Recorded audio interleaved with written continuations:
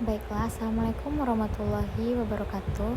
Perkenalkan, nama saya Angela Maharani, NPM 223510460, kelas 5C.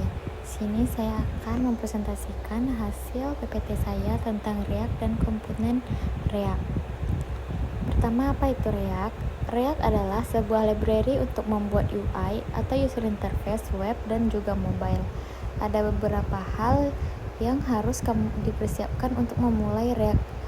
Yang pertama, web browser, yang kedua, text editor, yang ketiga, Node.js dan npm. Kita membutuhkan library di HTML. Yang pertama itu kita memerlukan library React untuk membuat komponen. Kedua, kita butuh React DOM untuk merender komponen ke dalam HTML. Yang terakhir, kita memerlukan Babel agar kode JavaScript versi ES6 dapat dikenali oleh semua browser.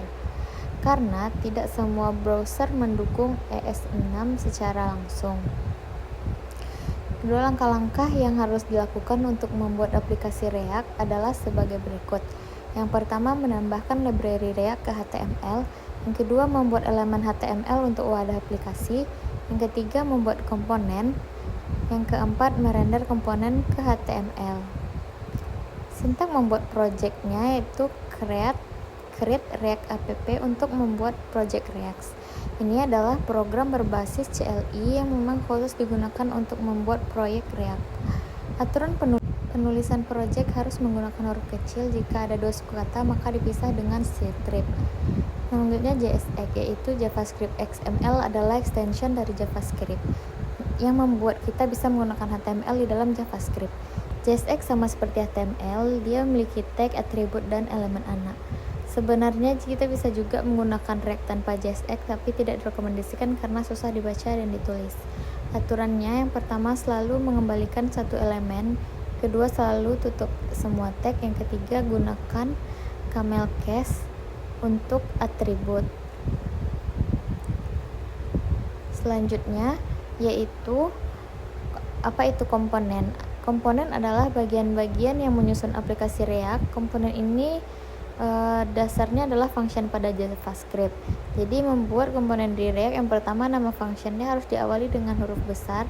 Yang kedua, function UI ditulis dengan JSX. Yang ketiga, cara panggil yaitu dipanggil sebagai tag HTML saat dirender.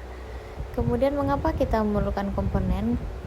Karena itu memberitahu React apakah yang harus dirender ke real DOM HTML. Oleh karena itu, setiap komponen dalam React akan menghasilkan HTML. Kemudian adalah juga komponen bersarang yang dibentuk oleh komponen kecil di dalamnya. Dan kita bisa juga menyimpan komponen di dalam komponen lain. Ada 3 yang biasanya ada dalam komponen. Yang pertama bagian data yaitu state, props, variabel. Yang kedua bagian metode atau fungsi. Kemudian yang ketiga bagian metode render. Ini wajib ada jika menggunakan kelas. Selanjutnya itu state dan prop pada komponen React. State dan prop ini menyimpan data untuk komponen. Keduanya berfungsi yang berbeda karena state digunakan untuk menyimpan data di dalam komponen itu sendiri, sementara props menyimpan data yang diterima dari komponen lain. Ini merupakan sintaksnya. Yang ini juga sintaks state. Kemudian refactoring ini proses mengubah kode yang ada untuk meningkatkan struktur pembacaan atau efisiensi tanpa mengubah fungsionalitas. Ini sering digunakan untuk menghilangkan duplikasi, meningkatkan modularitas, dan memperbaiki pemeliharaan kode. Yang kedua, menampilkan elemen menggunakan perulangan, yang itu secara dinamis kita dapat menggunakan metode seperti map untuk melakukan perulangan pada array dan merender elemen berdasarkan data yang ada. Selanjutnya unique key, yaitu setiap elemen dalam list yang dirender menggunakan perulangan harus memiliki atribut key yang unik. Ini membantu React mengidentifikasi elemen yang telah diubah, ditambah, atau dihapus. Selanjutnya hooks, yaitu fitur di React yang memungkinkan kita menggunakan state dan life cycle method dalam komponen fungsional. Baiklah, sekian dari hasil presentasi saya. Apabila ada kesalahan mohon dimaafkan. Wabillahi taufiq wal hidayah. Assalamualaikum warahmatullahi wabarakatuh.